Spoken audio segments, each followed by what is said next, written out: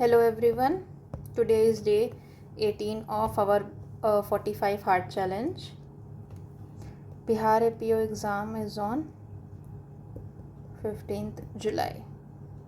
So we have almost 27 day approx, और कम कर देंगे ट्रैवलिंग टाइम को निकाल कर दे तो.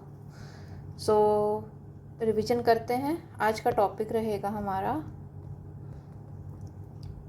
BNSS का chapter number 8, process to compel production of thing. ठीक है, तो इसको हम लोग आज कंप्लीट करेंगे. ये चैप्टर जितना जल्दी ख़त्म हो जाएगा तो जल्दी हम वीडियो बंद कर देंगे. आज की वीडियो अराउंड 50 मिनट्स की होनी चाहिए. लेट्स सी कितने मिनट्स की बनती है. तो सबसे इम्पोर्टेंट बात, ये स्टार्ट होता है 94 से. चैप्टर नंबर 6 ही है, पुराना सेम ही है. चैप्टर नंबर 7 है और इसका सेक्शन का रेंज है 94 से लेकर के 110. ठीक है, इसमें बेसिकली जैसे हमारा चैप्टर 6 था, उसमें क्या था, कंपेल कर रहे थे अपीयरेंस के लिए, अपीयरेंस ऑफ पर्सन के लिए. ठीक है, और यहाँ पे हम लोग क्या कंपेल कर रहे हैं दी प्रोडक्शन ऑफ थिंग्स, सामान मंगवाने के लिए. ठीक है, चलिए एक बार सेक्शंस में आ जाते हैं. तो चैप्टर नंबर पहले याद कर लेंगे. चैप्टर नंबर क्या है, तो चैप्टर नंबर है हमारा चैप्टर नंबर 7. ठीक है, और नाम क्या है इसका, process to compel the production of thing. Range क्या है इसकी, 94 से लेकर के 110. और उसके पहले चैप्टर का नाम बताइए, चैप्टर नंबर बताइए, फिर उसके बाद चैप्टर नेम बताइए और उसका सेक्शन रेंज बताइए. चैप्टर है हमारा 6. चैप्टर का नेम है compel the appearance of person, compel the appearance of person या compel the appearance, process to compel appearance. ठीक है, तो कंपेल अपीयरेंस. ठीक, रेंज क्या थी, 63 से लेकर के 93, और यहाँ पे क्या है 94 से लेकर के 110. डन. अब इसमें हमारे 4 भाग हैं, देखना पड़ेगा, 4 हैं. यस, उसमें भी 4 थे. पहला है सम्मन, ठीक है, फिर है सर्च वारंट, और फिर है general provision relating to search, और लास्ट है मिसलिनियस. ठीक है, तो सबसे पहला हमारा बात करते हैं section number 4, summon to produce document of other thing. Summon भेजा जा सकता है क्या चीज़ के लिए, प्रोड्यूस करने के लिए डॉक्यूमेंट. ठीक है, तो समन का प्रोसीजर दिया गया है, कहाँ दिया, 94 में दिया. 95 में क्या बात करता है, प्रोसीजर. ठीक, समन किस में कैसे होगा इसके बारे में दिया है, और इसका प्रोसीजर क्या है वो 95 में दिया है. फिर आते हैं सर्च वारंट के ऊपर. तो 96 में क्या बात करता है कि सर्च वारंट कब इशू किया जा सकता है. 97 में क्या बात करता है, search warrant of place suspected to contain stolen property. Search warrant ऐसे जगह का जहाँ पे स्टोलन प्रॉपर्टी या फॉल्स डॉक्यूमेंट मिल सकते हैं. फिर 98 बात करता है power to declare certain publication forfeit and issue warrant, search warrant for the same. ठीक है, तो मैं पहले अगर स्टार्टिंग से बात करूं, तो अगर मैं सेक्शन 94 को देखती हूं, तो ये क्या बात करता है, सम्मन किस चीज़ का, सम्मन करना है अपने को डॉग या थिंग का. डन. फिर 95 क्या बात करता है, प्रोसीजर की. डन. फिर 96 क्या बात करता है, सर्च वारंट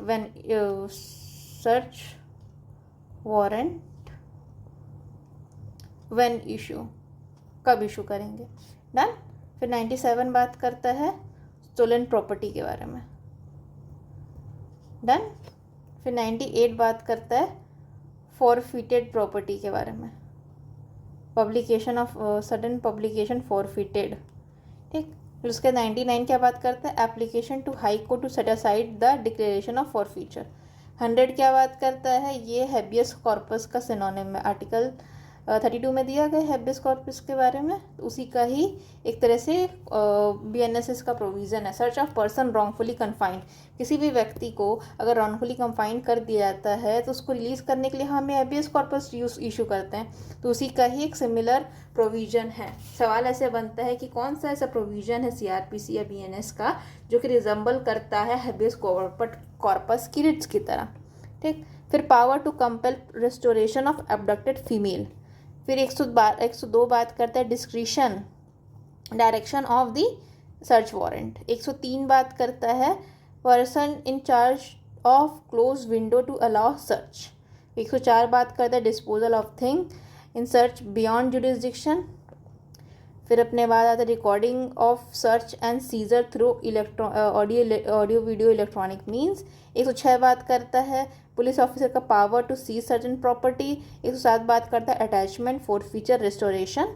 108 बात करता है मैजिस्ट्रेट डायरेक्ट कर सकते हैं अपने प्रेजेंस में इशू करना सर्च। और 109 बात करता है इम्पाउंड डॉक्यूमेंट। और 110 बात करता है reciprocal arrangement. So let's try once more. तो आप भी ऐसे ही कर सकते हैं। मैंने क्या किया है, जो A4 साइज़ का जो पेज होता है उसको ऐसे करके हाफ में फोल्ड कर लिया और ऐसे रोटेट करके I have written all the sections here. So आप भी चाहे तो आप वैसे टाइप के सेक्शंस लिख सकते हैं, अच्छा रहता है इससे मतलब आपको याद हो जाती हैं चीज़ें, राइट। तो एक बार देख लेते हैं। सेक्टर 7 है कंपेल प्रोडक्शन ऑफ थिंग, 94 से लेकर के 100 है। ए में क्या है, ए में सम्मन टू प्रोड्यूस के बारे में 94 95। जो सम्मन के बारे में दिया गया है, सम्मन किस चीज़ का होगा जिसको पढ़ रहे हैं हम, प्रोडक्शन ऑफ थिंग, तो सम्मन ऑफ थिंग्स होगा, ठीक है। उसके बाद है 96 में प्रोसीजर दिया गया है, ठीक है।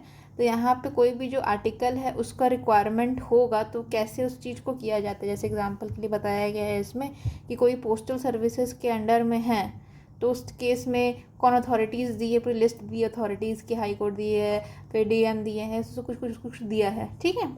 तो उसके बारे में दिया है। तो procedure for requisition of article, requisition मतलब हथियाना ऑफ आर्टिकल्स लेने का प्रोसीजर क्या है, समन ऑफ द थिंग्स के बारे में इसमें ये भी दिया गया है, ठीक है। उसके बाद है सर्च वारंट के बारे में 96 से लेकर के 101 में दिया गया है। One search warrant is issue, कब सर्च वारंट इशू किया जा सकता है, उसके 3 ग्राउंड्स उसमें दिए गए हैं। फिर 97 बात करता है सर्च ऑफ प्लेसेस के लिए जहाँ पे कोई भी ऑब्जेक्शनेबल आर्टिकल मिल सकता है, जैसे कि एग्जांपल के लिए आई कैन टेल यू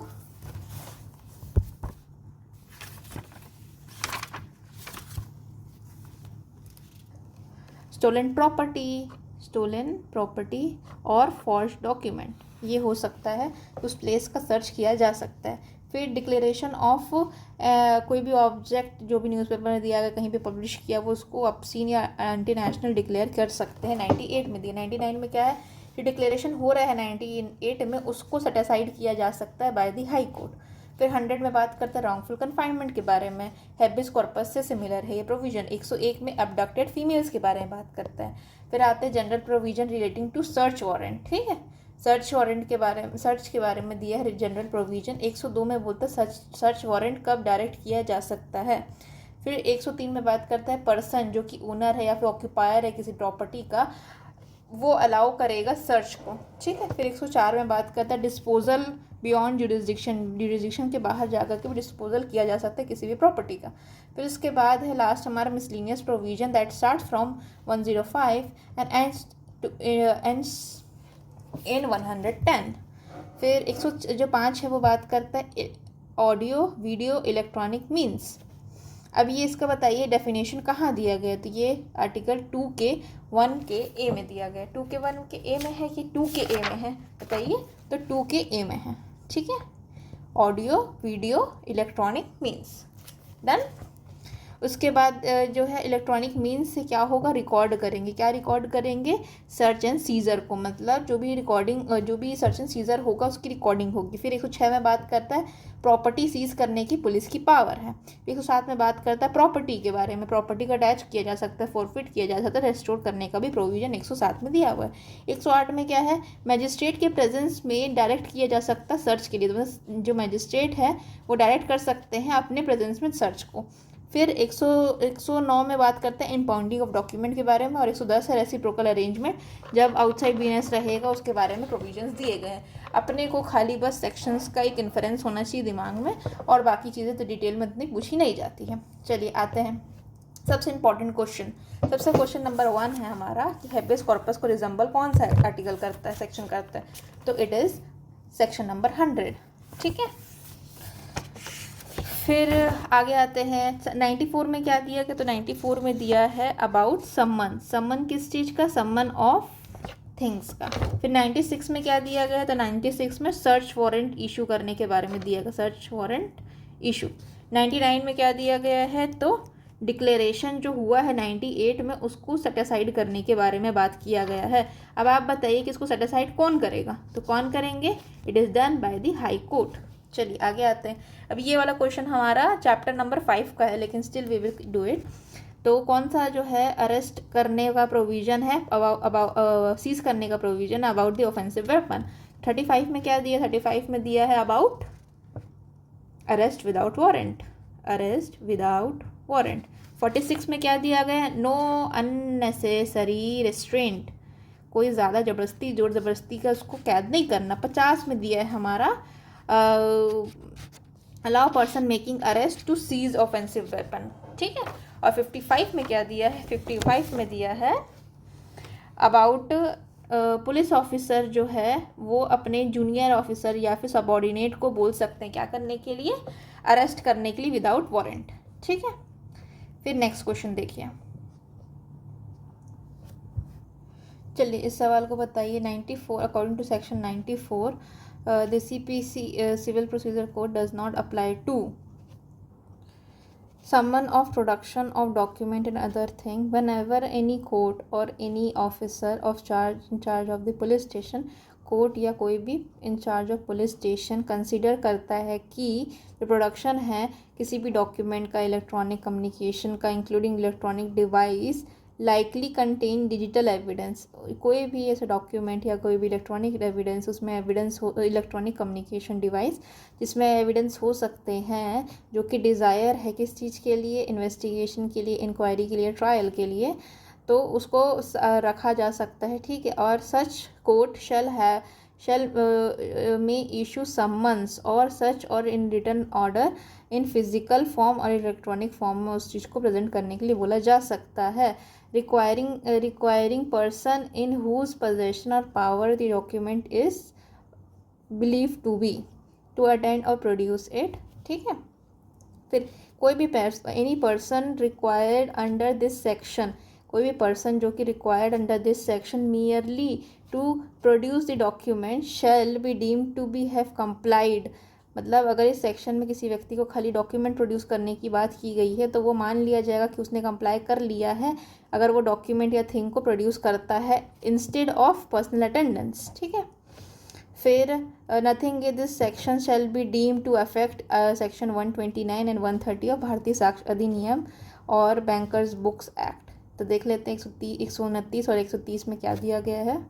129 में क्या दिया है, स्टेट अफेयर्स के बारे में बात की गई है, स्टेट अफेयर्स के बारे में बात की गई। 131 में हमारी बात की गई ऑफिशियल कम्युनिकेशन के बारे में। ठीक है, दोनों पे अप्लाई नहीं करेगा और बैंक बुक्स एविडेंस पे भी अप्लाई नहीं करेगा, और ये ना ही अप्लाई करेगा लेटर्स पे, पोस्ट कार्ड से, अदर डॉक्यूमेंट पार्सल या कस्टडी में है पोस्टल अथॉरिटी की, उस पर भी अप्लाई नहीं करेगा। अब ये पोस्टल अथॉरिटी का प्रोसीजर क्या होगा, तो इसमें दिया गया है कि कोई भी डॉक्यूमेंट है, पार्सल या थिंग है जो कि कस्टडी में है पोस्टल अथॉरिटी के, तो डिस्ट्रिक्ट मजिस्ट्रेट या चीफ जुडिशियल मजिस्ट्रेट या कोर्ट ऑफ सेशन या हाई कोर्ट जो है वो अगर बोले कि इन्वेस्टिगेशन, इंक्वायरी या ट्रायल के लिए ज़रूरी है इस संहिता के लिए, तो जो कोर्ट और मजिस्ट्रेट है वो पोस्टल अथॉरिटी को बोल सकता है कि वो डॉक्यूमेंट, पार्सल और थिंग को डिलीवर कर दे टू द मजिस्ट्रेट और कोर्ट डायरेक्ट। ठीक है, और अगर जो डॉक्यूमेंट, पार्सल और thing is of the opinion other magistrate, मतलब यहाँ CJM कोर्ट ऑफ सेशन के अलावा कोई भी मजिस्ट्रेट है जो कि एग्जीक्यूटिव या जुडिशियल दोनों हो सकते हैं, या फिर कमिश्नर ऑफ पुलिस हो या फिर DSP हों, वो चाहते हैं तो पोस्टल अथॉरिटी जो है वो क्या कर सकते हैं, to cause search to be made और डिटेन सच प्रॉपर्टी। ठीक है, ये प्रॉपर्टी को ले सकते हैं, और things pending in the order of the district magistrate, chief justice magistrate जो भी दिया गया उसके अकॉर्डिंग किया जा सकता है। ठीक है। देखिए तो फर्स्ट सेक्शन है वो बात करता है समन ऑफ द थिंग के बारे में, ये हर चीज़ पे अप्लाई करेगा, कौन कौन से इलेक्ट्रॉनिक और फिजिकल फॉर्मेट में होंगे तब भी चलेगा, ठीक है। फिर दूसरा बोलता है कि कोई भी व्यक्ति को बुलाया गया है वो डॉक्यूमेंट भेज देता है, खुद नहीं आता तो भी चलेगा, ठीक है। फिर ये जो चीज़ है हमारी डॉक्यूमेंट भेज दो खुद आ जाओ, ये वाली चीज़ हमारा स्टेट अफेयर और ऑफिशियल कम्युनिकेशन में अप्लाई नहीं करता है, ना ही लेटर, पोस्टल कार्ड या अदर डॉक्यूमेंट या कोई भी पार्सल या थिंग जो कि कस्टडी में पोस्ट अथॉरिटी पे उस पर अप्लाई नहीं करता, तो उस पर क्या अप्लाई करता है, तो 95 उस पर अप्लाई करता है। यहाँ पे कौन कौन सी अथॉरिटी है, डीएम है, एसडीएम है एंड कोर्ट ऑफ सेशन है और हाई कोर्ट है। इसके अलावा भी हमारे अथॉरिटीज़ है जैसे कि अदर मजिस्ट्रेट जो कि एग्जीक्यूटिव या जुडिशियल दोनों हो सकते हैं, and there is commissioner of police and DSP. Done. तो ये वाला चीज़ तो सेक्शन में तो नहीं मिला 94, लेकिन ये चीज़ हमारा एक्यूज पे अप्लाई नहीं करेगा, ये चीज़ अपने को नोट डाउन करनी पड़ेगी, ठीक है, कि section 94 does not apply to accused, ठीक है। तो इसका मतलब ये है कंप्लेनेंट पे अप्लाई कर सकता है, विटनेस पे अप्लाई कर सकता है, जो कि नाइदर कंप्लेनेंट नॉट एक्यूज है उस पर भी अप्लाई कर सकता है, बट एक्यूज पे अप्लाई नहीं कर सकता। ये रटने वाली चीज़ आप रट लीजिए क्योंकि सेक्शन में तो नहीं दिया इसके बारे में। फिर कौन सा सेक्शन बात करता है, समन टू प्रोड्यूस डॉक्यूमेंट में issue to the person in possession of summon to different, इसमें लैंग्वेज थोड़ी घुमा दी गई है, समन टू प्रोड्यूस डॉक्यूमेंट इतना सब पढ़े, may be issue to the person whose position they are, जिसके पोजीशन में रहेगा उसी से तो सम्मन करवाएंगे। बस सिंपल सा चीज़ है, 94 को ही घुमा के थोड़ा लिख दिया गया। अब बताइए 93 में क्या दिया गया है, तो 93 को हमने तो पिछले वीडियो में नहीं कंप्लीट किया था, but still we will try. तो 93 में दिया गया है about application of this chapter, जब हम बात करेंगे समन्स के और वारंट के बारे में। लास्ट चैप्टर का है ये, चैप्टर कौन सा, चैप्टर 6 का है ये। 98 में क्या लिखा है बताइए। 98 अभी हमने पढ़ा था, डिक्लेरेशन करने के बारे में बात कर रहे हैं। कोई भी ऑब्जेक्ट है उसको डिक्लेयर कर सकते हैं हम लोग, ऑप्शन या फिर इंटरनेशनल डिक्लेयर कर सकते हैं। और 99 में बोला गया था कि उस चीज़ को सेट असाइड किया जा सकता है बाय हाई कोर्ट। डन। फिर 97 में क्या बात करता है, 97 में बात करता है सर्च वारंट इशू किया जा सकता है, सर्च ऑफ प्लेस, जहाँ पे हमारे ऑब्जेक्शनल आइटम हो सकते हैं। डन। फिर उसके बाद सर्च वारंट में भी इशूड कहाँ पे दिया गया, तो सर्च वारंट के बारे में दिया गया 96 में। यहाँ पे समन के बारे में दिया गया है, यहाँ पे सर्च वारंट के बारे में दिया है। अगर मैं बोलूँ कि समन कहाँ दिया गया है प्रोडक्शन ऑफ थिंग का, तो ये है 94 में। और सर्च वारंट कहाँ दिया गया है, सर्च वारंट दिया गया 96 में। डन।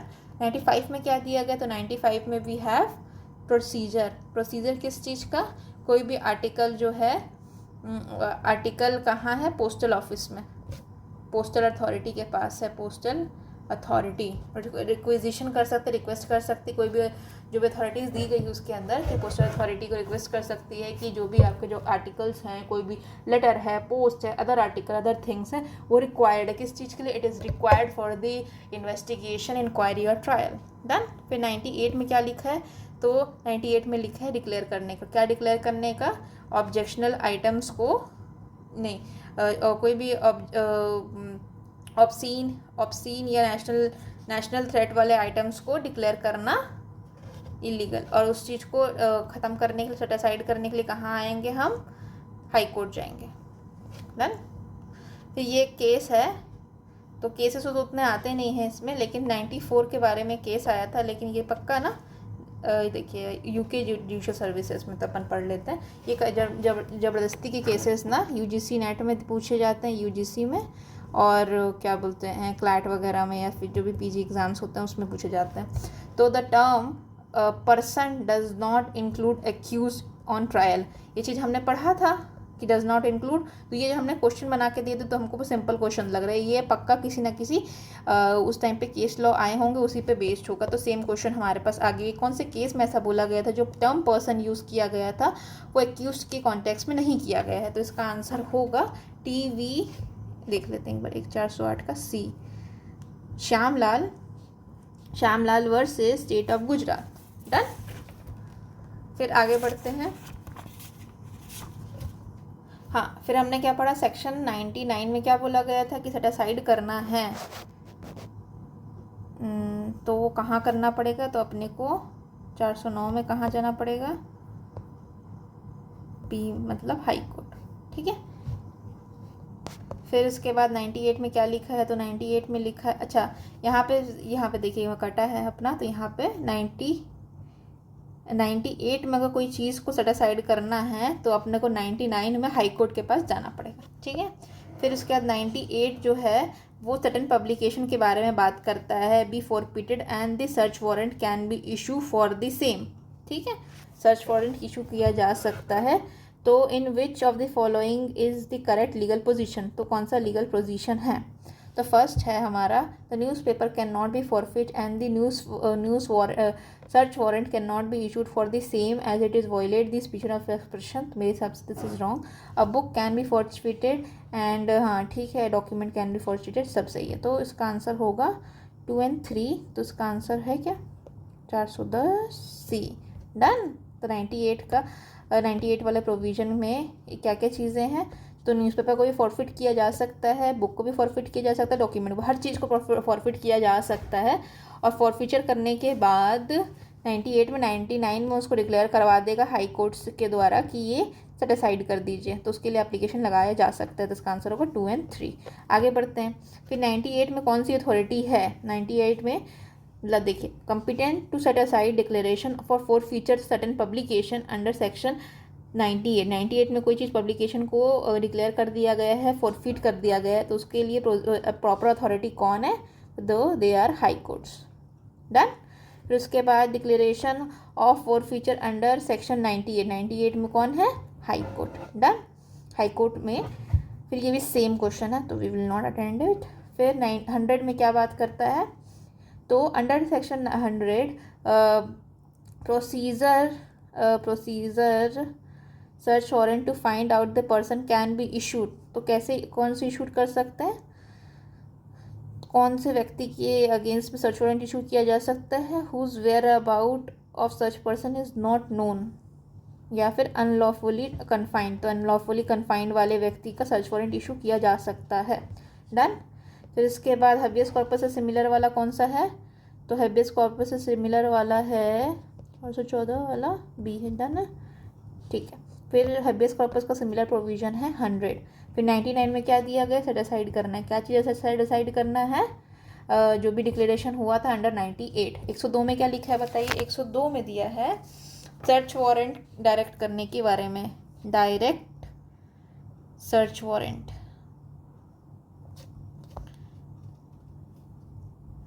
वारंट 103 में क्या दिया गया, तो 103 में बात किया गया है कि जो भी पर्सन ऑक्यूपाई करता है किसी भी प्लेस को, ऑक्यूपाई प्लेस, वो अलाउ करेगा किसको, पुलिस को अलाउ करेगा सर्च करने के लिए, अलाउ सर्च, डन। तो इसका आंसर हो गया 100, इसका भी आंसर हो गया 100। 96 में क्या दिया है, 96 में दिया है when search warrant is issue, search warrant issue. 100 में क्या दिया है, तो वी नो हैबियस कॉर्पस या फिर रॉन्गफुली डिटेन कर लेंगे किसी को। तो 94 में क्या दिया गया, 94 में वी हैव समन किस चीज़ का, प्रोडक्शन ऑफ थिंग। 98 में क्या दिया गया, सेट असाइड करने के बारे में दिया गया है, और सेट असाइड किस चीज़ को करेंगे, 98 में जो किया गया उसको सेट असाइड किया जाएगा, डन डन डन। फिर इसके बाद 101 में क्या दिया गया, तो 101 के प्रोसीजर में क्या दिया गया, एबडक्टेड फीमेल, वी नो 100 में हमने रॉन्गफुल कन्फाइनमेंट को देखा था, तो 101 में हमने एबडक्टेड फीमेल के बारे में देखा था, डन। तो a complaint on oath for restoration abducted female child to the person having lawful custody में बी प्रेजेंटेड, तो जो अबडक्टेड फीमेल का जो कस्टडी के बारे में मामला है वो किसके सामने लाया जा सकता है, तो आंसर क्या होगा इसका, तो 417 का आंसर होगा डी, सारी अथॉरिटीज़ के पास लाया जा सकता है, district magistrate, subordinate divisional magistrate. तो डीएम के अगर मैं बताना चाहूँ कि हमारा 101 में किन किन को अथॉरिटी है करने की, क्या करने की, प्रेजेंट करने, मतलब उनके सामने प्रेजेंट किया जाएगा कोई भी व्यक्ति जिसको अनलॉक अबडक्ट कर लिया गया था अंडर सेक्शन 101, तो उसको प्रेजेंट किसके सामने करेंगे, डीएम के सामने करेंगे, एसडीएम के सामने करेंगे और जेएमएफसी के सामने करेंगे, डन। फिर नेक्स्ट क्वेश्चन, कौन सा एसेंशियल इंग्रेडिएंट नहीं है 103 का? तो 103 में हमने क्या पढ़ा था? 103 में हमने बोला था कि पर्सन इंचार्ज है। किस चीज़ का इंचार्ज है? प्रॉपर्टी का या फिर क्लोज्ड प्लेस का वो अलाउ करेगा सर्च, ठीक है, अलाउ सर्च कर लेगा। तो उसके बारे में अंदर में क्या दिया गया था? तो वी नो कि जनरली, आंसर देख लेते हैं पहले, ठीक है। Signature of the accuse in the search list. एक बार इस प्रोविजन को देख लेते हैं, 103 को। शॉर्ट होगा आई गेस। कितना शॉर्ट है, वाओ। इसमें खाली 8 सबसेक्शन है। चलिए, पढ़ना तो पड़ेगा अगर इसमें से सवाल आ गए, क्योंकि उसमें बोल दिया विच इज़ नॉट राइट।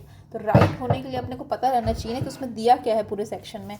तो जो पर्सन इंचार्ज है किसी भी क्लोज्ड एरिया का, वो अलाउ करेंगे कोई भी प्लेस है जो कि is liable for search and inspection under this chapter is close, ठीक है। तो एनी पर्सन रिसाइडिंग और being charge of such place shall on demand of the police officer or other person executing warrant or production of the warrant allow him to free ingress, ठीक है, allow कर देगा and afford करेगा हर चीज़ को अंदर घुसने के लिए, ठीक। और उसके बाद जब वो the place can not be amped, मतलब ये जो व्यक्ति है उसने अलाउ नहीं किया, तो क्या कर सकते हैं?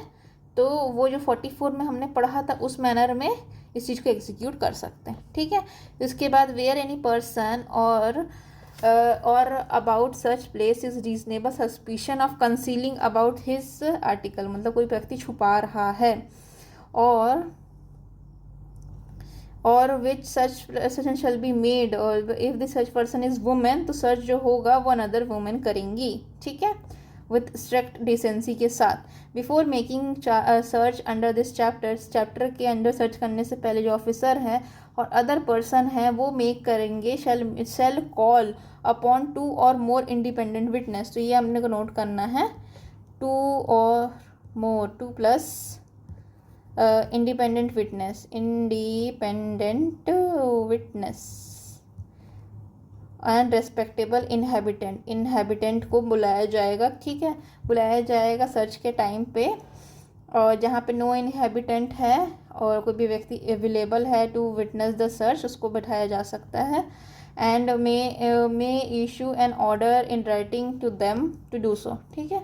उसके बाद the search shall be made in the presence, should be made in their presence and seize जो आइटम होगा उसको प्रिपेयर करना पड़ेगा, उसका लिस्ट प्रिपेयर करना पड़ेगा, ठीक है। In which they are found shall be prepared by the officer and other officer, ठीक है। And no person witness shall search under this section and require to attend the court witness unless they are specially summon, ठीक है। और जो occupier है हमारा, जो occupier of the place search है और सम अदर पर्सन जो भी उसके बिहाफ में है, वो साइन करेंगे उस चीज़ को जो उसको दिया गया है, ठीक है। When the person is called under section 3 the list of the taken up shall be prepared and copy deliver to such person, ठीक है। उसके any person who reasonable cause refuse और neglect to attend witness of the search और one call upon, जब उसको बुलाया गया वो नहीं गए, तब उसमें जो उसकी लाइबिलिटी क्या होगी, 222 की लाइबिलिटी बन सकती है। चलिए, तो यहाँ पे क्या क्या है, कौन सा एसेंशियल इंग्रेडिएंट नहीं है। तो पहला बात करता है जॉइनिंग टू इंडिपेंडेंट विटनेस, अभी पढ़ के आए कि ज़रूरी है, ठीक। फिर signing of search warrant memo by witness to the search, ये भी ज़रूरी है। Attendance of occupant in the place of the search, जब सर्च हो रहा है तब उसका ज़रूरी होना ज़रूरी है। But sign of the accuse on the list of the, ये ज़रूरी नहीं है, ठीक है। लिस्ट, सर्च लिस्ट में कोई साइन होने की ज़रूरत नहीं है, इतना नेसेसरी नहीं है। चलिए आगे बढ़ते हैं। 106 में जो बात कर रहा है हमारा, who is authorise to seize stolen property, stolen property seize करने की पावर किसके पास है? तो 419 का आंसर होगा ए, पुलिस ऑफिसर के पास है। डन। फिर आगे बढ़ते हैं। The can a magistrate, read the question 420, can a magistrate order the search of, magistrate क्या ऑर्डर कर सकते हैं किस चीज़ का? Search of which he is empowered, क्या मैजिस्ट्रेट किसी प्लेस को सर्च करने के लिए बोल सकते हैं? तो answer is yes yes yes, 3 जगह। लेकिन कौन से में दिया गया? 108 में दिया कि 109 में दिया कि 110 में दिया है? तो वी हैव स्टडीड इट कि मैजिस्ट्रेट जो हैं वो अलाउ कर सकते हैं किसी भी सर्च को। तो ये 108 में दिया गया, तो A will be the correct answer. फिर who amongst the following is competent under section 95 to order the postal authority, telegram authority to deliver document? तो कौन है, कौन किसके पास है हमारा? तो डिस्ट्रिक्ट मजिस्ट्रेट के पास है। तो 421 का आंसर होगा बी। ठीक है। फिर इसके बाद है नेक्स्ट क्वेश्चन हमारा रेसिप्रोकल अरेंजमेंट के बारे में क्या दिया, कहाँ दिया गया? तो वी नो कि 110 में दिया गया। ठीक है। Reciprocal arrangement to be made by the central government with foreign government through a treaty with regard to the service of summons warrant and judicial process. मतलब समन वारंट जुडिशियल प्रोसेस के लिए एक अरेंजमेंट बनाएंगे हम, कहाँ पे? Foreign government के साथ में करेगी सेंट्रल गवर्नमेंट, ताकि जो हमारा सामान का आदान प्रदान है वो ईजिली हो सके। ट्रीटी के थ्रू उन लोग एग्रीमेंट बनाएंगे, इसके बारे में दिया हुआ है। तो वी नो इसका आंसर 110 है। बताइए 103 में क्या दिया गया है? तो 103 में दिया गया है about search warrant. Search warrant 108 में क्या दिया गया है? तो 108 में दिया गया है मैजिस्ट्रेट के प्रेजेंस में क्या होगा? क्या होगा? सर्च होगा बस। 105 में क्या दिया गया है? Electronic audio video electronic means record होगा हमारा क्या? Search plus seizure. डन। फिर 120 में क्या दिया गया है? तो 120 we have not studied yet but still we can look upon it.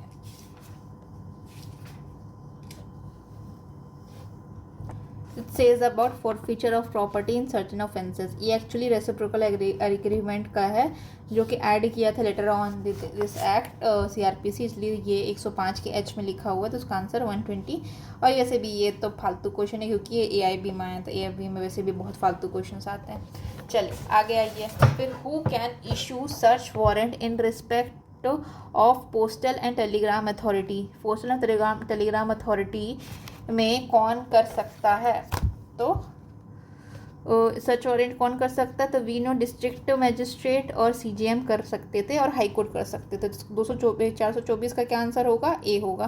तो यहाँ पे हाई कोर्ट भी है और अदर एग्जीक्यूटिव मैजिस्ट्रेट, और मतलब ऐसा लिखा है नेक्स्ट फर्स्ट क्लॉज में जो हमारा है 95 का क्लॉज 1 है, उसमें ये लिखा है DM लिखे हैं, CJM लिखे हैं, हाई कोर्ट लिखे हैं और कोर्ट ऑफ सेशन लिखे, 4 अथॉरिटीज़ लिखी है। और जो सेकंड क्लॉज है उसमें बात करता है अदर मैजिस्ट्रेट के बारे में। अदर मैजिस्ट्रेट में कौन आएंगे? तो इट कैन बी एग्जीक्यूटिव और जुडिशियल, तो सभी आ गए एक तरह से, बट स्टिल अगर देखा जाए तो ये दोनों करेक्ट आंसर बनेगा। फिर उसके बाद who amongst the following authorised to issue warrant to search a document of parcel other thing, जो कि कस्टडी में कहाँ? पोस्टल अथॉरिटी के। तो CJM था, यस। फिर डिस्ट्रिक्ट मजिस्ट्रेट था, यस। तो 1 और 4 होगा, तो 425 का D होगा, यस D होगा। फिर आगे आते हैं any property which may be allege और सस्पेक्टेड टू बी स्टोलन, ये कहाँ दिया गया है? तो स्टोलन उसको क्या कर सकते हैं? तो it can be seize by the police officer, यही होगा 426 का B। इसमें बहुत क्या, बहुत ईजी है ये। डन। फिर no court, no court where court has no knowledge about the document to be in possession of any person, whether the court can issue search warrant of such condition। तो क्या court कर सकती है? तो my answer will be yes. नहीं है knowledge अगर कहाँ किसके पोजीशन में है तो क्या हुआ? सर्च वारंट मतलब सर्च खोज के लाओ, अब कहीं से भी खोज के लाओ, क्या फ़र्क पड़ता है। फिर who amongst the following can issue search warrant, कौन इशू कर सकता है search warrant? If there is reason to believe that any person is confined or such confinement amounts to offence. ठीक है, तो कौन इशू कर सकता है? Who amongst the following can issue search warrant if there is a reason to believe that any person is confined or such confinement amounts to offence. तो इसका answer होगा हमारा सी कर सकते हैं, मतलब डिस्ट्रिक्ट मजिस्ट्रेट है वो इशू कर सकते हैं, क्या इशू कर सकते हैं सर्च वारंट को अगर there is reason to believe that कोई पर्सन जो है कन्फाइंड है। ठीक है, और वो जो कन्फाइनमेंट है वो ऑफेंस कहलाएगा। ये वाला जो प्रोविज़न है वो सेक्शन हमारा 100 में आता है। और यहाँ पे कौन कौन अथॉरिटी है? तो DM है, SDM है और JMFC हैं। ये सब जो अथॉरिटीज़ हैं वो इशू कर सकते हैं, क्या चीज़ इशू कर सकते हैं? Search warrant. और इसके बाद सेक्शन 101 जो है, जो कि बात करता है एबडक्टेड फीमेल में, एबडक्टेड फीमेल के बारे में जो प्रोविज़न है, उसमें कौन कौन सर्च वारंट इशू कर सकते हैं। तो फर्स्ट है डीएम, सेम रहेगा 101 में और 100 में सेम रहेगा, DM, SDM, and third one is JMFC मैंने chief judicial magistrate first class. फिर criminal code and order of restoration of abducted female to her liberation shall be made only to तो district magistrate, sub divisional magistrate and the first class, ये D होगा इसका answer. Done. फिर court में issue search warrant court issue कर सकती है। फिर डॉक्यूमेंट जो है वो नोन भी नहीं है किस पर्सन के हैं, ठीक है। फिर where the court consider that the purpose of inquiry required है, ठीक है। फिर when the court has the reason to believe that the person requesting would not produce the document, सारे कंडीशन में सर्च वारंट इशू हो सकता है। आगे बढ़ते हैं। Where the court can issue search warrant where has no knowledge about the position, तो क्या इशू कर सकते हैं? तो येस कर सकते हैं। किसके पास अथॉरिटी सीआरपीसी में क्या करने की, सर्च वारंट ऑर्डर करने की in case of the postal और टेलीग्राम अथॉरिटी, तो किसके पास पावर है? जेएम के पास है, सीजीएम के पास है, और किसके पास है? कोर्ट ऑफ सेशन के पास है और हाई कोर्ट के पास है। ये सेक्शन कहाँ दिया? 95 में दिया है। डन। आगे बढ़े। Who can issue search warrant, तो सर्च वारंट कौन इशू कर सकता है? पोस्टल सर्विसेज के मामले में तो हमारा डीएम कर सकते हैं, एसडीएम नहीं सॉरी डीएम कर सकते हैं, और कोर्ट ऑफ सेशन कर सकते हैं, हाई कोर्ट कर सकते हैं, और क्या था? सीजीएम कर सकते हैं, ठीक है। तो यहाँ पे आंसर होगा डीएम। तो हाई कोर्ट भी तो कर सकती है, क्या होगा इसका आंसर? 33 का ए होगा, डीएम ही है, ठीक है। फिर the principal accused can not be the principle that can not be at the stage of framing charge invoke section 91 of CrPC है। तो कौन सा सेक्शन होगा हमारा? बीएनएस का 94 को प्रोवोक इन्वोक नहीं कर सकते। ये चीज़ कहाँ हेल्ड की गई थी? तो right answer will be D, अदालत प्रसाद वर्सेस रूपलाल जिंदल। डन हो गया आज का केस। अब देखिए हमारा पूरा कंप्लीट हो गया, एंड टाइम कितना बचा? 36 मिनट हुआ है अभी। सो आज की सबसे शॉर्टेस्ट वीडियो है, तो ठीक है, फिर आगे कंटिन्यू कल करते हैं हम। वैसे भी आज रात को बहुत लेट हो गया है। मैं कल मैं थोड़ा बिजी रहूँगी, तो कल के लिए मैं आज ही वीडियो को अपलोड रिकॉर्ड कर ले रही हूँ। कल मॉर्निंग में इसको अपलोड कर दूँगी। So I am working hard for you, you will have to work hard for yourself to achieve everything in your life, ठीक है, क्योंकि हार्ड वर्क से ही मिलेगा सब कुछ। So thank you so much.